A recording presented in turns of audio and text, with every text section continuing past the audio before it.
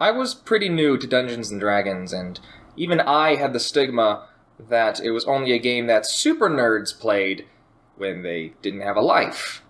I always wondered, why would I play Dungeons & Dragons when a video game could do it better? And as I've been playing, I realized that video games don't hold a candle to what Dungeons & Dragons can do. And even when I started playing, my friends would talk about all these different editions, all these rule changes, all the introduction to classes, and I realized that there's a lot of history in this game that a lot of players don't know about. So, I had to ask myself, what happened to Dungeons & Dragons?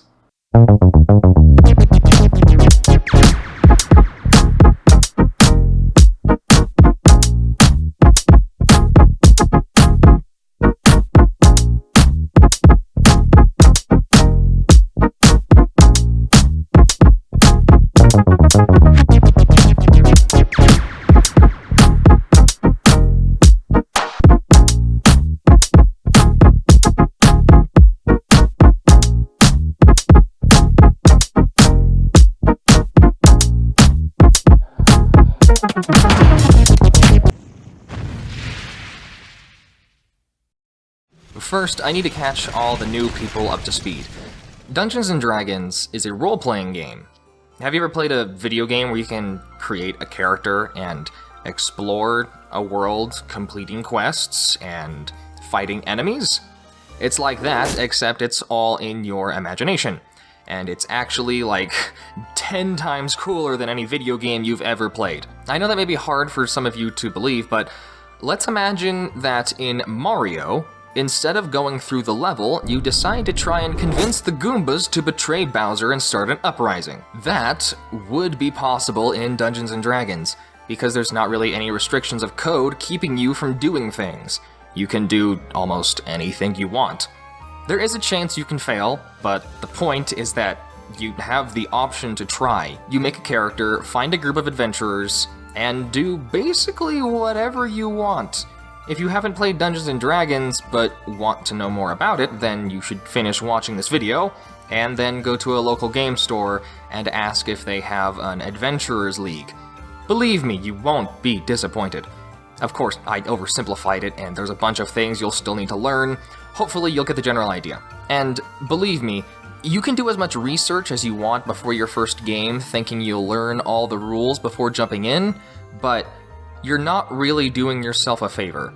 You learn this game by playing, and having experienced players teach it to you. I tried reading all the rules and just got lost.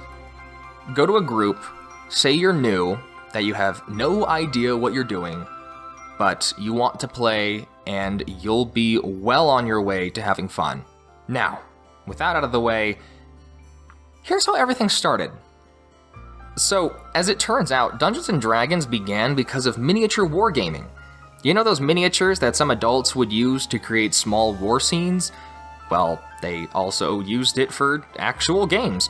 They started off using the toys you'd find in British nurseries, and this one guy who enjoyed playing those games asked the question, why isn't there any miniature games for medieval fantasy? The models and miniature weapons were there, but the rules for fighting with swords and shields weren't written yet. That guy's name was Gary Gygax. He's the one who started the whole thing.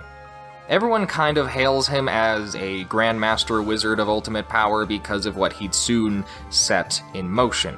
He had the bright idea to use these miniatures for a medieval fantasy game. This guy was already in love with miniature wargaming. He wrote newsletters about it, went to all the local shops, all that good stuff. Gygax went to the Lake Geneva Convention in 1968, most people call it Gen Con, and saw some medieval miniature games that weren't really taking off, but he knew that there was an interest in this kind of thing. When Gygax was in his early 30s, he decided to make his own club called the Castle and Crusade Society. Then with some help from the other club members, they focused specifically on the medieval aspect of these war games, and they wanted to make the perfect rules for medieval wargaming. That's when they made Chainmail: Rules for Medieval Miniatures. You'll notice that it has Gygax and this guy named Jeff Perrin. Turns out Jeff Perrin was a medieval enthusiast, so Gygax got his help for this project. This was less of a fantasy medieval setting and more of a realistic medieval setting. Very harsh, very real, just like it would have been during medieval times. Look down on the bottom. That's Gwydden Games. So there was this guy named Don Lowry who founded the company and wanted to enter into the miniature market. Luckily for him, Gygax and Perrin just so happened to have a rulebook for it, and that's how this was published. But how did the fantasy get into the game? Well, Gygax, being the total nerd that he was, loved fantasy novels, namely Lord of the Rings and Conan the Barbarian, and he had the idea to add some extra rules to add some of that fantasy into the game. That's when he released Fantasy Supplement, that made up the last few pages of the Chainmail booklet, and this is where everything was set in motion, because of some simple sentences they added in the Fantasy Supplement. They described how players could relive the adventures in J.R.R. Tolkien's books, or Robert E. Howard's, or, and this is the big one here, make up your own world. You can probably guess which one became the fan favorite. This is also around the time where Gygax had lost his job at an insurance agency, so he had a lot of time on his hands to work on this pet project. Now here's where we introduce this other guy, Dave Arneson. You see, Arneson picked up the Chainmail booklet and really liked it, so he joined Gygax's club to help develop the game. They all seemed to really like the fantasy aspect of it, so they decided they needed to make a world for the adventurers to take place. They created the super creatively named The Great Kingdom. Do you know Blackmore? Yeah, Dave Arneson is the one who came up with that. That's why I'm talking about him. You'll see his name on some of the booklets later on, and with Arneson and the rest of the club, they really began sitting down and playtesting what we would now consider modern Dungeons & Dragons. They even fiddled with ideas like the fighter, wizard, and priest during those club meetings. They're even the ones who thought of the idea of the characters going up in level, or leveling up as we call it nowadays, and that set in motion the foundation of what video games would be doing from the first RPGs into eternity. Gygax and Arneson met at Gen Con in 1972 while Arneson was showing off his Blackmore setting. Gygax fell in love with this system, and the both of them started exchanging notes. Dave Arneson and Gary Gygax became pen pals as they wrote letters to each other, as both of them play-tested the rules for Dungeons & Dragons. They led very different campaigns, and it was actually Dave Arneson who was the one who came up with the leveling up concept. And he came up with every person at the table controlling their own character. So, the club had a good concept of adding wizards and dragons and exploring dungeons and leveling up, but they needed more books and more artwork. And this is where it gets a little funny. None of them were artists, which is why when you look at really old Dungeons & Dragons books, the artwork looks really, really bad. One of their earliest artists literally copied scenes from comic books and just changed the guns into swords. Eventually, Gygax was asking anyone he could find. Some of the artwork was done by his wife's half-sister, Keenan Powell. She wasn't a trained artist, but she managed to do a decent job. But now the real issue comes into play. You see, Gwydden Games wasn't willing to risk the investment in this radically new game, and if Gygax wanted it to be published, then he'd have to do it himself. But Gygax didn't really have any money either, so he teamed up with Donald K., and together they borrowed $1,000 against a life insurance policy as the startup for the company they needed to create. They named the company Tactical Studies Rules, or TSR for short. Dave Arneson added his contributions as well, since he started to help out and had already contributed a lot to the game, eventually joining the company after he graduated college. Eventually they went over budget with commissioning help for the art, that Gygax and Kay had to get a third partner named Brian Bloom to get more capital, and they barely even knew Bloom. He just seemed like a nice guy that was willing to help.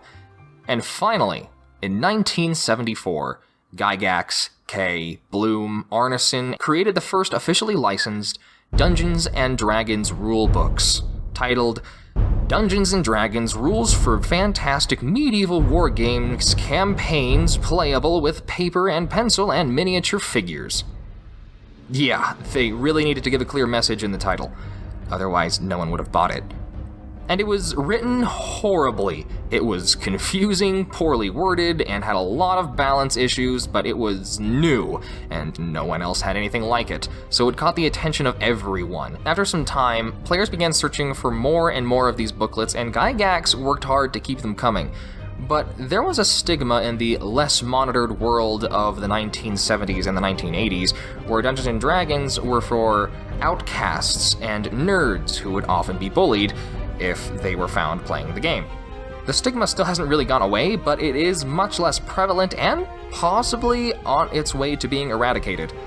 I know it took me a long time to start playing Dungeons & Dragons because I too had this stigma locked in my head. Over time, and as Dungeons & Dragons grew in popularity, there was an issue that TSR encountered.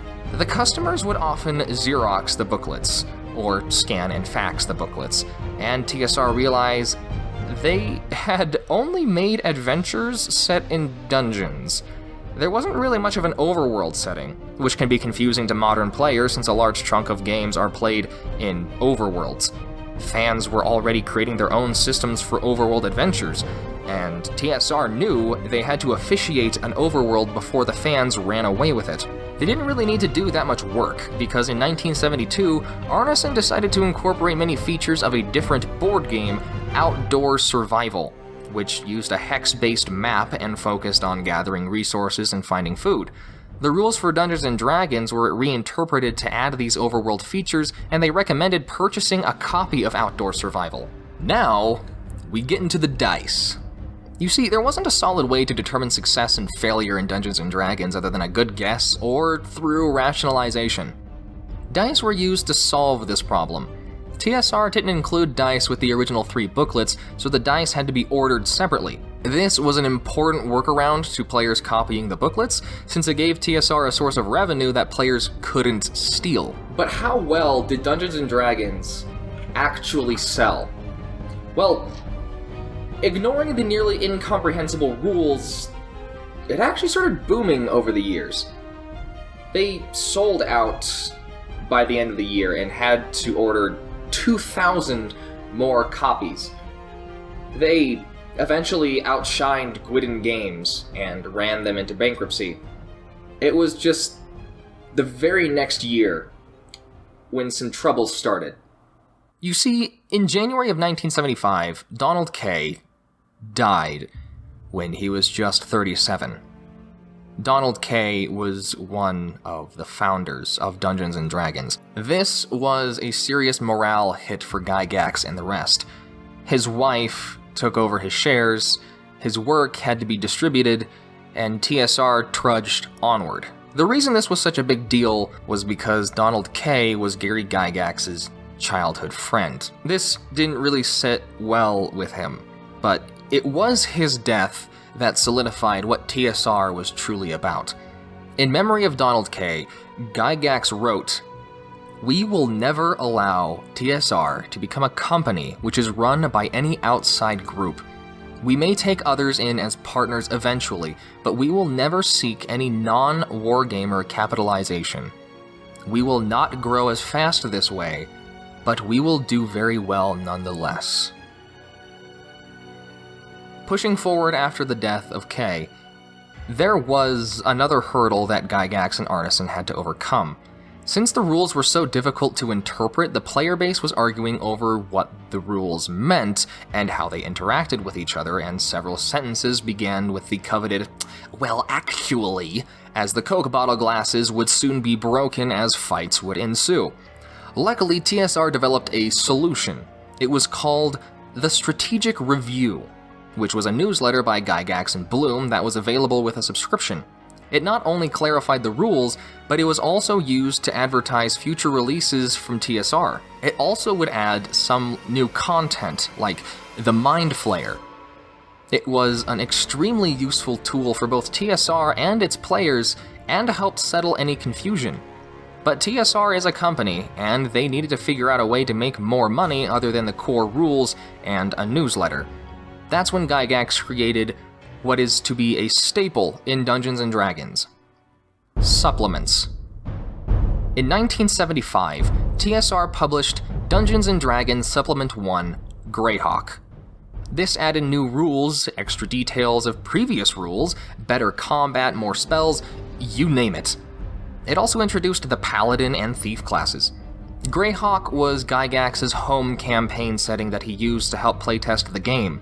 It only made sense to make an official supplement since he already had all these ideas just floating around. And the idea of supplements was so important because it meant a continuous stream of revenue for the company. And it was around this time that TSR was exploding. Don't forget, 1975 is literally 1 year after the initial release of the first 3 booklets. And it was at this point that TSR decided to try expanding to a global market. Gygax sent copies of Dungeons & Dragons to game shops in Europe, one of which was sent to Bolingbroke, which just so happened to be the headquarters of Games Workshop. Ian Livingstone, Steve Jackson, and John Peake began their company this year also, and after reading the rules for this game, they decided to change the direction of their company to focus on role-playing games as well. Oh, and if you still don't understand why this is such a big deal, Games Workshop is the company that publishes Warhammer. Now, I'm going off topic, so I'm gonna get to the juicy parts. You see, Gygax's childhood friend that died, well, his wife had all of the shares that his friend had. And the other 2 owners, Gygax and Bloom, really hated dealing with her. So they bought her shares, dissolved TSR, and made TSR Hobbies Incorporated, which doesn't sound like a big change, but it was a transition for the company. And now, the company was out of money, so they had to issue more stock just to make sure they didn't go under. Brian Bloom and his father, Melvin Bloom, bought some. And by the end of it, Gygax only controlled about 35% of his own company, which becomes a huge issue as time goes on. But this is just the beginning.